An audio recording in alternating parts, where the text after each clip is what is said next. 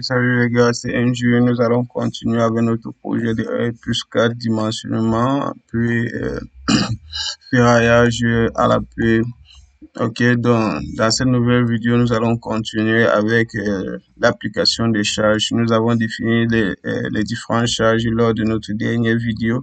Donc dans celle-ci, nous allons rapidement passer avec l'application des différents cas de charge sur notre bâtiment. Ok, donc si c'est votre première fois de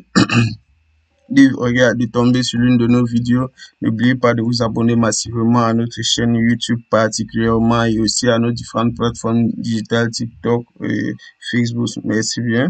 Euh, donc, nous allons continuer avec l'application des différentes charges. Pour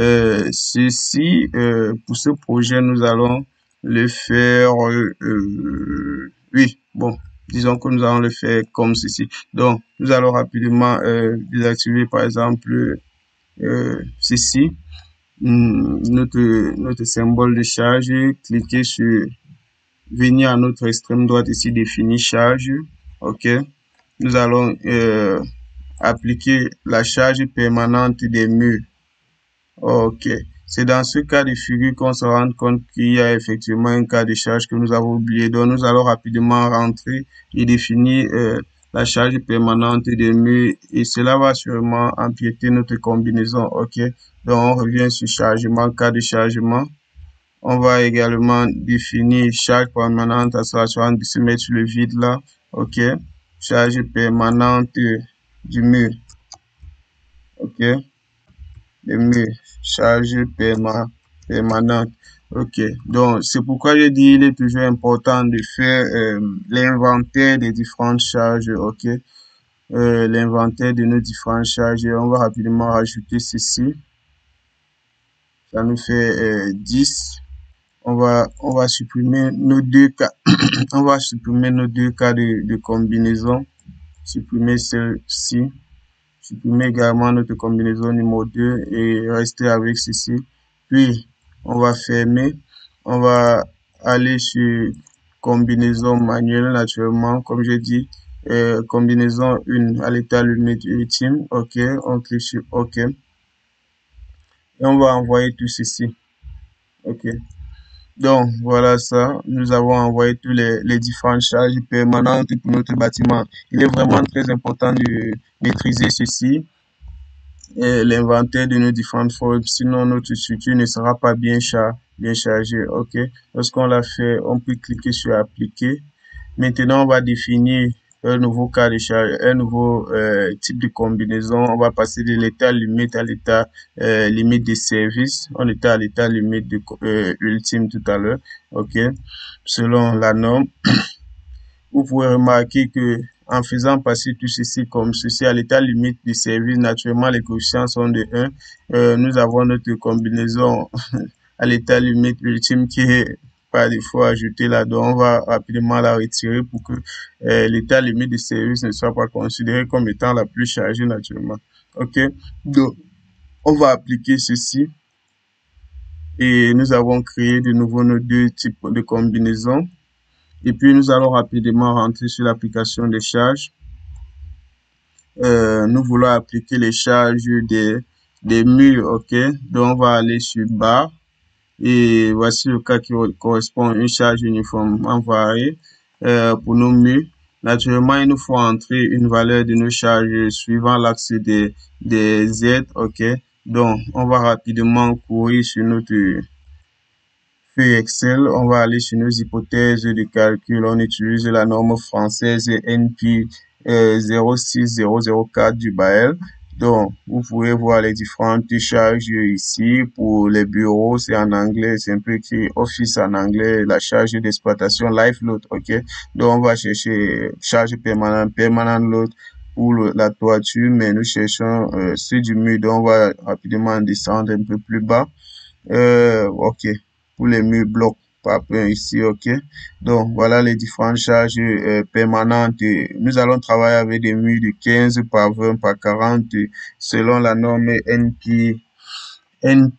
NPF, la norme française PD 0604004 06004, nous avons ceci 1,79 pour la charge permanente des papins de 15 par 20. Nous allons rapidement aller sur Wall. OK, Wall Inventory. OK, l'inventaire des charges pour un mur. Nous allons considérer nos blocs de papins de 15, comme vous pouvez voir. Voilà le charge permanente. OK. L'épaisseur thickness ici, une épaisseur, on a ajouté entre l'unité 1. OK. Maintenant, on va considérer le crépissage à une épaisseur de 2,5 cm moyenne. La charge unitaire également ici est de 0,18 kN par mètre carré que l'on va multiplier par la hauteur de notre mur naturellement. Dans notre exercice, la hauteur de notre mur est de 3 mètres. OK. Donc, nous allons mettre 3 mètres 2 ici. Même chose ici, 3 mètres 2. OK. La virgule, c'est le point ici pour un clavier anglais. Donc, la hauteur de notre mur. Maintenant, nous avons changé la hauteur de notre mur. Le mortier ici, une épaisseur d'1 centimètre. Ça, c'est la boiture pour le carrelage. OK. Voici son poids propre ici. Et naturellement, nous allons également considérer, quoi? C'est déjà en mètres, cette charge ici est déjà en mètres mètre carré, OK? C'est déjà en mètre carré, naturellement. Donc, nous allons venir sur kilonewton par mètre carré, autant pour moi, je veux dire. Donc, lorsqu'on va multiplier l'épaisseur thickness qui est de 1 cm par, par son poids propre unité, on aura une valeur en mètres, en kilonewton par mètre, comme vous pouvez voir les unités de ce côté, OK?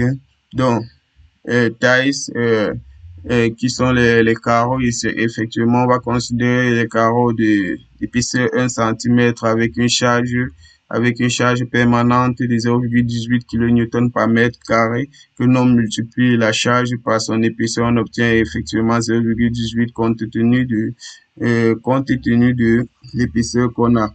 Donc, au final, pour un mur de 15 avec, considérant que nous avons appliqué un crépissage et puis nous avons également mis les carreaux sur ce mur et d'un côté du mur, OK? Et d'un côté du mur, nous obtiendrons, quoi? Nous obtiendrons tout simplement, attendez, là, il fallait, j'ai fait une erreur, oh là là, oh là là là là, je me rends compte d'un truc. L'épaisseur, oh là là là là, OK. Ici, on va plutôt entrer la hauteur de notre mur 3, OK, pour pouvoir multiplier le poids propre de notre papin de 15 et ma feuille Excel n'est pas très mise à jour. Ça, c'est celle, je l'ai commencé juste récemment. Naturellement, j'ai pas eu le temps de faire tous les, donc on va mettre égal, on va cliquer 3, la case B37, on presse la touche entrée, on appuie également x2 ici pour obtenir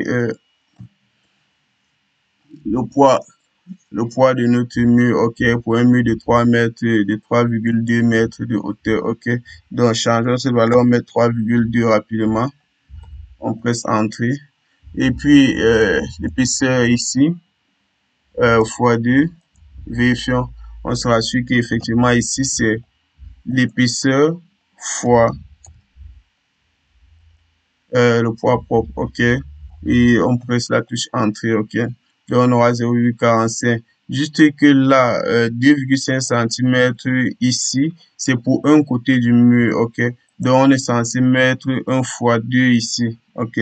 Je vais rapidement écrire fois 2,5 fois 2, OK. Ça, c'est pour le pire cas de chargement, OK. Donc, apparemment, bon, disons qu'on va directement écrire 5. épaisseur de 5. J'espère que vous comprenez donc où l'épaisseur de 5 sort. C'est tout simplement parce que on va crépir des deux côtés de notre mur. Et ça, c'est pour charger notre structure le maximum possible pour éviter les incertitudes parce que nécessairement notre bâtiment ne va pas être habillé avec des carreaux, ok? Par exemple ici, nous allons laisser celui-ci un centimètre ici pour les carreaux taille. Ok, on va pas multiplier, on va pas mettre deux pour dire qu'on a mis les carreaux des deux côtés du mur. Le crépissage ici, on l'a laissé à 5. Pourquoi? Parce que on a considéré qu'on a crépi des deux côtés du mur. Ok, donc on a mis 5 ici, on a laissé les carreaux comme ceci. Et puis voilà pour l'inventaire de la charge de notre mur qui est de 6,98.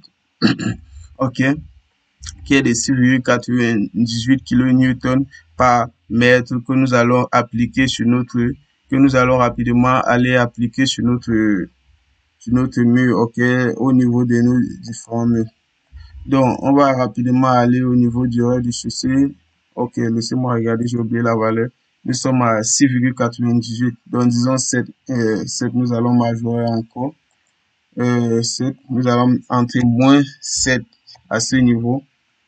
7 kN par mètre, vous remarquez que la charge de nos murs naturellement soit en mètres. Nous allons changer l'étage sur lequel nous nous retrouvons. On va d'abord cliquer sur ajouter. Puis, il va falloir qu'on change notre étage. Rez-de-chaussée, ok. Bon, normalement, pour appliquer les charges, naturellement, on doit aller vérifier notre plan de distribution. Mais dans ce cas, une fois de plus, on va pas faire les choses comme on est censé les faire. Voici ce qui va nous servir. Notre plan de coffrage sera tout simplement utilisé en même temps que notre plan de distribution. Donc, nous allons considérer que cette largeur de 2 mètres constitue nos balcons naturellement, ok, et celui-ci constitue également une sorte de véranda, ok. On va considérer également ce couloir de 3,18 m comme une véranda tout au long, ok, et rapidement, nous allons considérer cette partie-ci comme les salles de séjour, ok. Donc, on va considérer que nous avons un mur qui part de C, notre ligne de construction C, jusqu'à ce niveau-ci, ça s'arrête ici. C'est comme ça que nous allons aller appliquer nos charges. Parce que j'ai pas prévu de plan de distribution. J'ai rapidement fait un croquis en me disant que non, ça serait suffisant. Donc, on vient sur la ligne C. Ouais, je trouve, ok, voici la ligne C. Donc, nous allons sélectionner rapidement nos barres. On va cliquer sur nos barres. Permettez-moi de regarder en 3D pour m'assurer que je n'ai pas appliqué les charges. Ok. Donc, on va roter. Là, voici notre ligne C. Ok, notre poutre C. Donc, nous allons cliquer. Nous étions sur barre. On va cliquer sur la ligne C. On sélectionne rapidement. Et puis, on se rassure, entre autres, d'être sur le bon cas de charge. Ok, donc on va chercher mur ici. Et on va cliquer naturellement là, ajouter. Et appliquer, comme on avait à sélectionner nos barres, on va cliquer sur appliquer. Et normalement, on devrait voir apparaître nos charges sur nos murs ici. Ok. On va appliquer. On va vérifier si le symbole de charge est appliqué. Ok. Donc, toujours faire cette petite vérification là, le symbole de charge était désactivé entre autres. C'est pas une bonne chose pour nous. Et ça peut arriver que tu te retrouves en train d'appliquer les charges 2 fois ou plusieurs fois sur le même endroit. Ok. Donc, on va sélectionner cette charge ici. Supprimer. Et seulement là, seulement pour sélectionner. Ok. Et se rassurer qu'on l'a supprimé. Et puis, voilà un peu. On va également sélectionner ceci et supprimer pour voir si nous avons doublé les charges. Ok, on l'avait pas fait. Donc, Voilà comment on va commencer avec l'application des charges pour notre bâtiment. Nous allons rapidement rentrer en gros sur chargement, barre, ok, charge uniformément variée, ajouter, et puis sélectionner notre barre. Ok. Donc, comme vous vous rappelez, on est censé, si on passe sur la projection en 2D, on est censé appliquer de la ligne C, partant de la ligne C sur notre poutre 47, 48 et 49, correspondant plan de, à notre plan de coffrage que nous avons là. Donc, 47, 48, 49, on va laisser cette allée-ci vide, ok? On va laisser cette allée-ci vide parce qu'on va considérer ça comme étant un couloir, ok? Donc, merci, à très bientôt pour notre nouvelle vidéo. Celle-ci a mis un peu trop longue, était un peu trop longue. On va continuer le chargement sur la prochaine. À très bientôt. N'oubliez pas de laisser un like et un commentaire pour encourager, car ceci est une connaissance partagée gratuitement. C'était un jeu.